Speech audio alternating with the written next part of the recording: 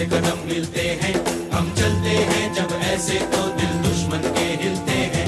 कंधों से मिलते हैं कंधे, कदमों से कदम मिलते हैं, हम चलते हैं जब ऐसे तो दिल दुश्मन के हिलते हैं। कंधों से मिलते हैं कंधे, कदमों से कदम मिलते हैं, हम चलते हैं जब ऐसे तो दिल दुश्मन के हिलते हैं। कंधों से मिलते हैं कंधे, कदमों से कदम मिलते हैं, हम चलते हैं जब ऐसे तो दिल दुश्मन के हिलते हैं। नमस्कार, प्राइम टाइम देख रहे हैं आप। आपके साथ मैं हूं लावनी श्रीवास्तव। तो पूरा देश ये कह रहा है कि औकात में रहो पाकिस्तान। दरअसल भारत के सख्त रुख से पाकिस्तान घबराया हुआ है और घबराए नवाज शरीफ कह रहे हैं, अपनी आर्मी चीफ से लंबी चौड़ी बात करने के बाद कह रहे हैं कि आर्मी को तैयार रखो, वायुसेना को तैयार रखो। हंसी आती है नवाज शरीफ की इस सोच पर। शायद वो पिछली हार को भूल गए हैं। पिछले दिनों में, पिछले सालों में जिस तरीके से भारत ने पाकिस्तान के दांत खट्टे किए हैं, वो हार को पाकिस्तान भूल चुके हैं। पाकिस्तान की औकात नहीं है कि भारत के सामने सिर उठाकर किसी भी हमले का सामना कर सके। आज हम एक बार फिर से पाकिस्तान को उसकी हार याद दिलाएंगे और दिखाएंगे कि किस तरीके से भारत पाकिस्तान से 19 नहीं साहब, कहीं ज्यादा, कहीं गुना ज्यादा आगे है और सक्षम है पाकिस्तान को उसी की भाषा में जवाब देने के लिए। इस रिपोर्ट के साथ शुरुआत करते हैं। कंधों से मिलते हैं कंधे, कदमों से कदम मिलते हैं, हम चलते हैं जब ऐसे तो दिल दुश्मन के हिलते हैं। कंधों से मिलते हैं कंधे, कदमों से कदम मिलते हैं, हम चलते हैं जब ऐसे तो दिल दुश्मन के हिलते हैं। कंधों से मिलते हैं कंधे, कदमों से कदम मिलते हैं, हम चलते हैं जब ऐसे तो दिल दुश्मन के हिलते हैं। कंधों से मिलते हैं कंधे, कदमों से कदम मिलते हैं, हम चलते हैं जब ऐसे तो दिल दुश्मन के हिलते हैं। गुलजार जैसी धरती है हमारे देश की, दिल भी हमारे गुलजार हैं। नहीं तो तुम्हारी क्या औकात पाकिस्तान, जो हमारे सामने तुम बोल भी सको। अब वक्त आ गया है पाकिस्तान को उसकी भाषा में जवाब देने का। 125 करोड़ देशवासी अगर एक साथ सांस लें तो तुम्हारे देश में आंधी आ जाएगी। आज हम बताते हैं क्या औकात है तुम्हारी पाकिस्तान। भारत की सेना दुनिया की चौथी सबसे बड़ी सेना है। भारतीय सेना के पास लगभग 13 लाख सैनिक हैं। भारत की सीमा में बार बार गीदड़ की तरह घुसकर हमला करने वाले पाकिस्तान के पास सिर्फ 6.5 लाख सैनिक हैं। तुम्हारे दिल पत्थर हो सकते हैं, लेकिन हमने बचपन से मानवता के दृष्टिकोण से देखना सीखा है। बाप बाप होता है, बेटा बेटा होता है। नहीं समझे? अरे भैया, बेटा बाप में से तो निकलता है ना। ये तुम्हारा पाकिस्तान निकला तो हिंदुस्तान में से है। भारत के सामने बच्चे की शक्ल वाले पाकिस्तान के पास 3000 टैंक हैं, जबकि भारत के पास 6000 टैंक हैं, जिनमें से 4000 आर्म्ड कैरियर और बीएमपी मशीनें हैं। पाकिस्तान की सीमा में अगर ये टैंक घुस जाएं, तो इसकी गर्जना से ही आधा पाकिस्तान भाग खड़ा हो जाएगा। याद करो 1965 का युद्ध, जब हमारी सेना के टैंक लाहौर तक पहुंच गए थे। लाहौर के जिस भी इलाके में हमारी सेना घुसी थी, पाकिस्तानी सेना भाग खड़ी हुई थी। कुछ नहीं कर पाई थी तुम्हारी सेना। अगर मेरा बस चले तो एक एक हिंदुस्तानी को गोली से उड़ा दूं। किन हिंदुस्तानियों को गोली से उड़ाएंगे आप लोग? हम हिंदुस्तानियों की वजह से आप लोगों का वजूद है। दुनिया जानती है कि बंटवारे के वक्त हम लोगों ने आप लोगों को 65 करोड़ रुपए दिए थे, तब जाकर आपके सर पर तरपाल आई थी। बरसात से बचने की हैसियत नहीं और गोलीबारी की बात कर रहे हैं आप लोग। भारत से 3 बार युद्ध में धूल चाट चुके पाकिस्तान के पास 3200 तोप है, जबकि भारत के पास 7000 तोपें हैं। इन तोपों में बोफोर्स तोप भी है, जिसने करगिल युद्ध में पाकिस्तानी घुसपैठियों और सैनिकों पर इतने गोले बरसाए थे कि दुश्मन को मैदान छोड़कर भागना पड़ा था। इससे साफ होता है कि अगर भारत युद्ध की सोचेगा भी तो तुम्हारी आंतरिक सीमा में भूचाल आ जाएगा। भारतीय वायुसेना के सामने पाकिस्तान का कोई मुकाबला नहीं है। चीन से भी बेहतर मानी जाने वाली भारतीय वायुसेना के पास 1,20,000 वायुसैनिक हैं, जबकि पाकिस्तान की क्षमता सिर्फ 45,000 है। भारतीय वायुसेना में सबसे खतरनाक विमान है सुखोई, सुखोई का मुकाबला करने के लिए पाकिस्तान के पास कोई विमान नहीं है। भारतीय वायुसेना के पास करीब 2000 लड़ाकू विमान हैं। वहीं पाकिस्तानी वायुसेना के पास सिर्फ 900 लड़ाकू विमान हैं। भारतीय नौसेना हर चुनौती का सामना करने में सक्षम है। पाकिस्तान ने 70 युद्धपोत समंदर में उतार रखे हैं। वहीं भारतीय नौसेना ने 200 युद्धपोत दुश्मन पर कहर बरपाने के लिए उतार रखे हैं। भारत के खिलाफ पाकिस्तान ने छद्म युद्ध छेड़ रखा है। पाकिस्तान को इस बात का एहसास है कि सीधी जंग में वो भारत का मुकाबला नहीं कर सकता। आसमान हो या जमीन या फिर समंदर, हर मोर्चे पर तैयार है भारतीय सेना। सुदर्शन न्यूज के लिए ब्यूरो रिपोर्ट के साथ पुनीत सैनी।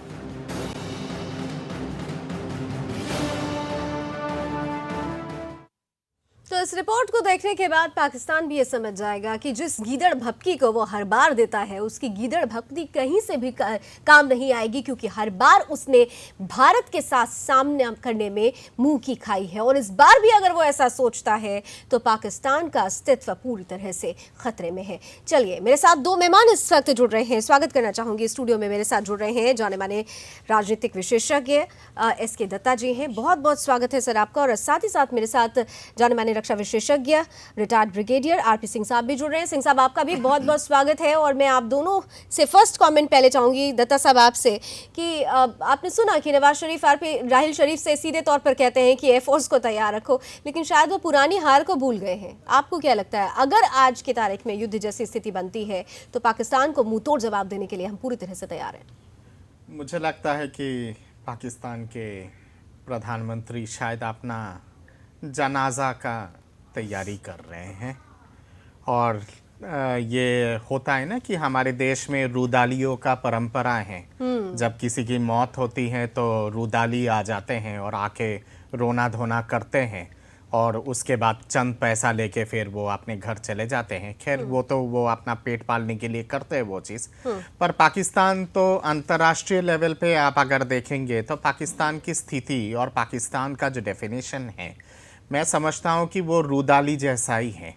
क्योंकि कभी तो रूस के पैरों पे जाके गिर के रोते हैं, कभी फ्रांस के पैरों पे जाके रोते हैं। चीन तो उनका हमेशा सही है जो पैरों पे जाके रोना धोना करते हैं। पाकिस्तान अमेरिका के पास भी जाके रोना धोना करते हैं। OIC Organisation of Islamic Countries के पैरों में जाकर रोना धोना करते हैं। तो पाकिस्तान का कहीं ना कहीं पे दस्तूर है, और पाकिस्तान के खून पे शायद है कि रोना धोना। बंटवारे के बाद से लेके अभी तक पाकिस्तान हमेशा हिंदुस्तान की बात कह के अंतर्राष्ट्रीय लेवल पे सिर्फ रोया है और कुछ नहीं किया है। तो वो जो रोने का जो एक परंपरा है ना पाकिस्तान का, रोने का जो एक इतिहास है पाकिस्तान का, रोने का जो एक एपिक बना के रखा है पाकिस्तान, उसी रोने का एक और सिलसिला आज दिखाई दिया है नवाज शरीफ के माध्यम से। और मुझे तो हंसी आती है कि किस तरह के प्रधानमंत्री हैं वहाँ का, इतना लाचार, इतना मजबूर एक तरह से, जिनका मतलब मुझे लगता है कि ISI का जो क्लर्क है या फिर आर्मी का जो क्लर्क है वो भी शायद धमकी देता होगा। बिल्कुल बिल्कुल बिल्कुल। आप RP सिंह साहब के पास आना चाहूंगी। सिंह साहब, आप भी देख रहे हैं कि किस तरीके से पाकिस्तान को अब हर स्तर पर मुंह की खानी पड़ रही है लगातार, चाहे डिप्लोमेसी के लेवल पर देखा जाए या फिर अगर आपने सुना होगा कि पाक प्रधानमंत्री नवाज शरीफ अगर कहते हैं एयरफोर्स को कि तैयार रहो, आर्मी चीफ से लड़ाई के लिए तैयार रहने के लिए बात करते हैं, लेकिन वो शायद भूल जाते हैं कि भारत उनसे कहीं ज्यादा है। आकाश से लेकर पाताल तक भारत के पास जो सक्षम सेना है, शायद पाकिस्तान सपने में भी अपने लिए ऐसा सोच नहीं सकती है। तो आज के हालात में अगर पाकिस्तान से सामना होता है तो भारत को आप किस तरह से देखते हैं, और जो नवाज शरीफ की ये गीदड़ भपकी है युद्ध के लिए तैयार रहने की, उसे आप किस तरह से लेते हैं? देखिए, हमारे पास शक्ति है, मगर शक्ति होते हुए भी हम हमेशा ही बिल्कुल चूड़ियों पहन के बैठे रहते हैं। पहले पठानकोट में हमला हुआ, हमने कुछ नहीं किया। उसके बाद छोटे मोटे और हमने कुछ नहीं किया। अब उड़ी में हमारे 18 जवानों को शहीद करके चले गए। हम अभी भी उसके बाद बोलते हैं कि धमकी दे रहे, हमारे पास फोर्स है। ये इसका कोई मतलब नहीं है। कोई फोर्स का तब तक कोई तात्पर्य नहीं होता है जब तक उसको इस्तेमाल ना किया जाए। Force is to be used, we must bloody blow up the Pakistanis. अब किस प्रकार से आप क्या वो बोलता है, क्या करता है, कुछ we must do action on the ground. अभी तक तो सिर्फ बातचीत ही हो रही है कि हमारे पास ये है वो है, क्या कर लेंगे। ऐसा मतलब इसका कोई मतलब नहीं है। We are going to go for some action, decisive action and lasting action, जिससे कि दोबारा से उसकी हिम्मत ना पड़ सके कि कोई ऐसी वारदात करने की कोशिश करे। बिल्कुल, लेकिन अब आपने देखा होगा कि यूएन में भी जो यूएन प्रतिनिधि हैं मलिहा लोधी, आज सीधे तौर पर कह रही हैं कि कश्मीर का जो मसला है वो अब एक मुद्दा नहीं रह गया है पाक के लिए, अब मिशन बन गया है। तो ये जो ओपन चैलेंज है, इस चैलेंज को भारत को किस तरीके से लेना चाहिए और कैसे रिएक्ट करना चाहिए? देखिए, ऐसा है, इसके कई चीजें हमारे पास इकोनॉमिक ऑप्शंस हैं, मिलिट्री ऑप्शंस हैं, डिप्लोमेटिक ऑप्शंस हैं। कॉम्बिनेशन सबका ही इस्तेमाल करना पड़ेगा। पहली बात यह है कि इकोनॉमिकली हम उसको स्टार्व कर सकते हैं।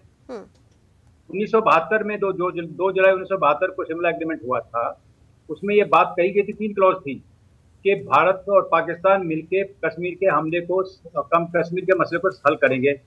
इसको कहीं इंटरनेशनल फोरम पे उठाया जाएगा और कोई किसी प्रकार की एलओसी की वारदात नहीं होगी। पाकिस्तान ने सारे के सारे जो है वायदे बिल्कुल ही तोड़ दिए हैं।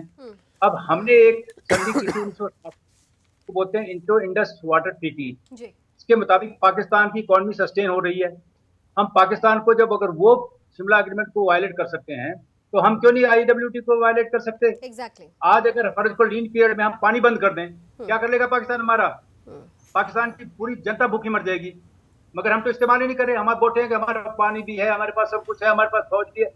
It is got no meaning at all, it's silly. हम क्या मतलब क्या बताना क्या चाहते हैं कि जो हम धमकी देते तो आओ। बिल्कुल, यानी अब सीधे तौर पर जिस प्रोएक्टिवनेस की लगातार बात की जा रही थी, उस प्रोएक्टिवनेस में कहीं ना कहीं से स्यूडो वॉर की जो स्थिति है उसे भी आगे बढ़ाना होगा, तभी पाकिस्तान सही तरीके से सबक ले पाएगा। बहरहाल आप दोनों मेहमान मेरे साथ बने रहे। इस बीच चलिए आपको एक ग्राफिक्स के जरिए दिखाते हैं कि भले ही पाकिस्तान ये समझता हो कि उसके पास बहुत बड़े हथियार हैं, बड़े बड़े मिसाइल्स हैं, बड़ी बड़ी तोपें हैं, लेकिन भारत के आगे वो किस कदर बौना है, उसकी कोई औकात नहीं है, उसे आप खुद समझ सकते हैं। भारतीय थल सेना की स्थिति की बात की जाए तो दुनिया की 4थी सबसे बड़ी सेना है। वहीं पाकिस्तान की सेना में सैनिकों की संख्या ही करीब 6.5 लाख के करीब है। वहीं अगर बात की जाए कि भारतीय थल सेना में सैनिकों की संख्या करीब 13 लाख है, पाकिस्तानी सैनिकों की संख्या 6.5 लाख, यानी दिल्ली की आबादी से भी कम की बात है, आप खुद देख सकते हैं। और इसी के बल पर पाकिस्तान उछलता है मेंढक के जैसे। भारतीय सेना के पास करीब 6000 टैंक हैं, जबकि पाकिस्तान के पास महज आधे 3000 टैंक हैं और उन टैंकों के जरिए वो भारत पर जीत दर्ज करने के सपने देख रहा है। भारतीय सेना के पास करीब 7000 तोप हैं, जिनमें बोफोर्स जैसी तोपें भी शामिल हैं, जबकि पाकिस्तान के पास करीब 3200 तोप है। 7000 के आगे 3200 तोपें क्या मायने रखती हैं, आप खुद समझ सकते हैं। वहीं भारतीय वायुसेना विश्व की 4थी सबसे बड़ी सेना है। जिस वायुसेना को तैयार रहने के लिए नवाज शरीफ ने कहा है, जरा अपनी औकात भी उन्हें देखनी चाहिए। पाकिस्तानी वायुसेना में सिर्फ 45,000 सैनिक हैं, जबकि भारतीय वायुसेना विश्व की 4थी सबसे बड़ी वायुसेना है। वायुसेना में करीब 1,20,000 वायु सैनिक हैं, जबकि पाकिस्तान में वायुसेना में सिर्फ और सिर्फ 45,000 कर्मी हैं, सैनिक हैं। भारतीय वायुसेना में करीब 2,000 लड़ाकू विमान हैं, पाकिस्तानी सेना के पास सिर्फ 900 लड़ाकू विमान हैं। भारतीय वायुसेना में 4थी और 5वीं पीढ़ी के सुखोई विमान भी शामिल हैं, जबकि पाकिस्तानी सेना में मुख्य लड़ाकू विमान ही SU-16 है, जिसकी क्षमता भी बहुत कम है। भारतीय वायुसेना के पास करीब 200 सुखोई विमान है, पाकिस्तानी सेना के पास सिर्फ 350 हेलीकॉप्टर है। तो ये एक कंपैरेटिव तस्वीर हम आपके सामने रख रहे हैं। एसके दत्ता साहब के पास आती हूँ। सर, हम ये कंपैरिजन लगातार तस्वीरों को दिखाते रहेंगे दर्शकों के बीच, क्योंकि ये जो सवाल पैदा हुआ है कि कई लोग ये बोल रहे हैं युद्ध नहीं होना चाहिए, युद्ध किसी चीज़ का समाधान नहीं है। ठीक है, हम भी मानते हैं, लेकिन पाकिस्तान सरीखे देश के लिए जिसको समझ में ही नहीं आ रहा है, जिसे बात की भाषा ही नहीं समझ में आ रही है, तो कहते हैं ना, के भूत बातों से नहीं मानते हैं। तो इनके लिए तो वक्त है कि अब इनको इनकी औकात इस तरह से दिखाई जाए। और हमारी आर्टिलरीज की जो स्टेटस है, हमने अभी आपके सामने रखा। बेशक लावनी, मैं आपके बात से सहमत हूँ, पर जल्दबाजी में कदम उठाना कभी कभी रणनीति के हिसाब से उचित नहीं होता है। मैं मानता हूँ कि उरी पे जो नरसंहार इन लोगों ने किया है, हमारे फौजी भाई बहुत लोग शहीद हुए हैं, उसके बाद से भारत सरकार ने जो कदम उठाया है वो सही दिशा में कदम है। एक अंतर्राष्ट्रीय कूटनीति को ध्यान में रखते हुए या फिर स्ट्रेटेजिक चीज़ों को ध्यान में रखते हुए दो तरह की वार होती है। एक तो है कि बैटल ग्राउंड पे जो सीधा सीधा मुकाबला, दूसरा होता है अंतर्राष्ट्रीय लेवल पे। लेकिन सर, जिस डिप्लोमेसी के तहत आगे बढ़ रहे हैं हम, आप ये देखिए कि हमें क्या मिला है। हम आज की सरकार की नहीं बात करते, हम बीते 10 सालों की, 15 सालों की, 20 सालों की भी बात करें, हर बार जवान खोते हैं। कांग्रेस के शासनकाल की बात करें, हमारे जवान के सिर काट के लेके चले गए थे। आज तक वो सिर को लेकर जब मसला उठता है तो पॉलिटिशियंस शुरू हो जाते हैं पॉलिटिक्स करने के लिए। आप उरी में देख लीजिए, इसके पहले शोपिया की बात कर लीजिए, अनंतनाग की बात कर लीजिए, पठानकोट, गुरदासपुर को हम भूल नहीं पाए हैं। तमाम तरीके से स्थिति जो है वो एक के बाद एक वही बनी हुई है। तो ऐसे में क्यों नहीं इस बाबत आगे बढ़ा जा रहा है, क्यों नहीं मुंह तोड़ जवाब दिया जा रहा है? लावनी, जहां डिप्लोमेसी की जहां बात आती है, मैं हमेशा कहता आया हूं कि जंग तो हम लोगों ने, जितने सारे जंग हुआ है पाकिस्तान के साथ, हर जंग हम लोग जीते हैं, पर डिप्लोमेसी में जाके हार गए हैं। सिन्हा साहब ने जो उल्लेख किया है शिमला एग्रीमेंट के बारे में, शिमला 71 की लड़ाई के बाद जंग तो हम लोग जीते थे, 95,000 प्रिजनर ऑफ वॉर था हमारे पास, पर डिप्लोमेसी में जाके हम लोग हारे। शिमला एग्रीमेंट में जिस तरह का समझौता हुआ था वो ही कहीं ना कहीं पे एक डिप्लोमेटिक हार था, क्योंकि जिस तरह से समझौता की जो शर्तें थी वो भारत के हित में नहीं था। तो मैं मानता हूं कि पहले बार मुझे साफ साफ दिखाई दे रहा है कि ये जो डिप्लोमेटिक वार है, इस डिप्लोमेटिक वार में भारत के सरकार बहुत सारे ठोस कदम उठाया है, जिसके चलते हमें सीधा सीधा आप कहीं ना कहीं पे उसका रिजल्ट दिखाई दे रहा है। मसलन आप अगर कल के आप यूएन के सेक्रेटरी जनरल का भाषण अगर आप सुने होंगे, पाकिस्तान ने तो बहुत कोशिश किया था कि कश्मीर का मुद्दा आ जाए, पर बाम की मून ने जो पूरा जो 1 घंटे का भाषण दिया है, वहां पे एक जगह पे भी कश्मीर का उल्लेख नहीं था। पश्चिम एशिया का था, दक्षिण पूर्वी एशिया का था, अफ्रीका का था, मिडल ईस्ट का था, पर कश्मीर के बारे में कोई उल्लेख नहीं था। वो पहला हार है पाकिस्तान के लिए।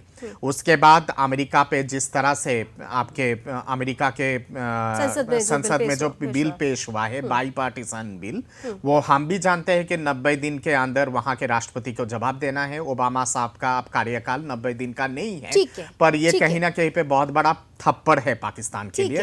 रूस ने जिस हिसाब से जो जॉइंट मिलिट्री एक्सरसाइज से जो अपने आप को हटा दिया है, वो भी बहुत बड़ा थप्पड़ है। तो पहले बार कूटनीति में पाकिस्तान को इस तरह से लगातार थप्पड़ पे थप्पड़ पड़ रहा है। मैं समझता हूं लावनी कि सरकार की जो रणनीति है वो stage by stage, step by step रणनीति जिसको हम लोग कहते हैं, उस हिसाब से सरकार बढ़ रही है। अंतर्राष्ट्रीय लेवल पे पाकिस्तान अलग थलग हो रहा है आज की डेट में, और जैसे ही पूरी तरह से अलग थलग हो जाएगा, मैं समझता हूं कि उसके बाद लेकिन जो देश की आवाज है, जो जनता की आवाज है, जो शहीद का परिवार रो रो कर एक सवाल कर रहा है कि हर बार शहीद के परिवारों के साथ, जवानों के परिवारों के को ही क्यों रोना पड़ता है? सीमा पे अगर कोई मारा जाता है तो हमारे देश का जवान मारा जाता है। आतंकवादी हमले में सबसे पहले अपने सीने पे गोली खाने वाले हमारे देश के सैनिक होते हैं। तो क्यों नहीं उनको, पाकिस्तान को उन्हीं की भाषा में जवाब दिया जाए? आज पूरा देश ये जानना चाह रहा है। डिप्लोमेसी सर होती रहेगी, लेकिन ये डिप्लोमेसी को समझने वाला देश नहीं है। पाकिस्तान बिल्कुल डिप्लोमेसी को समझता नहीं है। मैं आपकी भी प्रतिक्रिया लूंगी, आरपी सिंह साहब के पास भी आऊंगी। उससे पहले जरा विदेश मंत्रालय के प्रवक्ता विकास स्वरूप ने इस पूरे मसले पर क्या कुछ कहा है, उस पर भी एक नजर डाल लेते हैं। Foreign secretary doctor Jaishankar called in the High Commissioner of Pakistan, Mr. Abdul Basit today, को विदेश मंत्रालय में बुलाकर यह याद दिलाया कि पाकिस्तान सरकार ने जनवरी 2004 में एक महत्वपूर्ण वचन दिया था कि वो अपनी जमीन अथवा अपने नियंत्रण वाले क्षेत्र को भारत के खिलाफ आतंकवादी गतिविधियों के लिए इस्तेमाल नहीं होने देगी। इस वचन का लगातार बढ़ रहा उल्लंघन चिंता का गंभीर विषय है। उरी में हुआ आतंकवादी हमला ये दर्शाता है कि पाकिस्तान में आतंकवाद का ढांचा सक्रिय बना हुआ है। सिंह साहब के पास आना चाहूंगी। आरपी सिंह साहब, आपने सुना कि विकास स्वरूप ने उस बात को याद दिलाया कि 2014 में भी पाकिस्तान ने सीधे तौर पर कहा था कि हम अपनी जमीन को अब इस्तेमाल नहीं होने देंगे। बावजूद उसके उसी की सरजमी से ही लगातार टेररिज्म को स्पॉन्सर किया जा रहा है और भारत को ऐसे ऐसे दर्द दिए जा रहे हैं जिससे हर एक देशवासी रो रहा है। तो क्यों नहीं उसके साथ हम उसी की भाषा में सबक सिखाने के लिए आगे बढ़ते हैं? वो स्यूडो वॉर करता है तो वाई शुडंट वी, हम क्यों नहीं जाते स्यूडो वॉर के पीछे? देखिए लवली जी, मैंने तो पहले भी कहा था आपसे कि सिर्फ ये बातें याद दिलाना, उनको बातों को फिर दोहराना, फिर डिप्लोमेटिकली बोलना, अमेरिका ने ये बोल दिया हम खुश हो गए, रशिया ने ये बोल दिया हम खुश हो गए, जवान मर रहे हैं मरने दो, व्हाट इज दिस नॉनसेंस? एक डिसाइसिव एक्शन लीजिए आप। एक क्यों डिप्लोमेसी में आप पढ़ते हैं आप?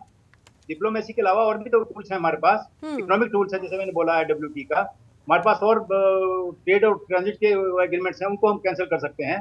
जब तक कि पाकिस्तान को पानी तब तक नहीं मिलेगा जब तक कि शिमला एग्रीमेंट का सम्मान नहीं करेगा, जब तक कि 2004 का जो कमिटमेंट है उसको सम्मान नहीं करेगा, हम कर सकते हैं। इसके अलावा सर्जिकल स्ट्राइक है, वॉर ऑफ एट्रिशन है, फिर इस मेथड अगर वो फिर वही बात हो जाती है कि डिप्लोमेटिकली मान लिया, हम बड़े खुश हो गए जी अमेरिका ने बोल दिया, this is nonsense, it has got no meaning. 71 की वॉर में हमें मालूम है कि अमेरिका ने चाइना ने मिलकर इतने रेजोल्यूशन पास किए इंडिया के खिलाफ, हमने बिल्कुल नहीं माना, हमने सीज फायर नहीं मानी। यही आवाज है दत्ता साहब, क्योंकि वक्त कम है।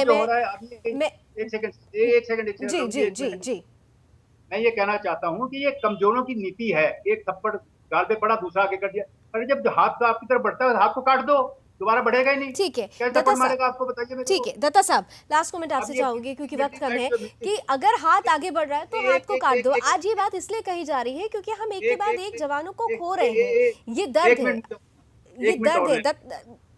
मैं ये कहता हूँ कि पावर का हमारे पास एयरक्राफ्ट का, मिलिट्री सिक्योरिटी का, जनरलशिप का, ट्रेनिंग का, मोरल का क्या फायदा हुआ यदि हम उसको इस्तेमाल नहीं करें? कोई हथियार आपने बड़े बॉम्ब लगा आपको, मैं समझता हूँ लावनी, मैं समझता हूँ कि जहाँ कन्वेंशनल वारफेयर की जहाँ बात आती है या फिर मिलिट्री लेवल पे जो कदम उठाने की बात आती है, हमें थोड़ा सा सरकार पे भरोसा होना चाहिए। प्रधानमंत्री का जो बयान है उसको गंभीरतापूर्ण लेने की आवश्यकता है, और लगातार जो जितने सारे वरिष्ठ कैबिनेट मंत्री हैं देश के, चाहे वो गृह मंत्री हो, डिफेंस मिनिस्टर हो, लॉ मिनिस्टर हो, सब ने ही कहा है कि बहुत ही कड़े वे में पाकिस्तान को जवाब दिया जाएगा और सही तरह से सटीक दिशा में जवाब दिया जाएगा।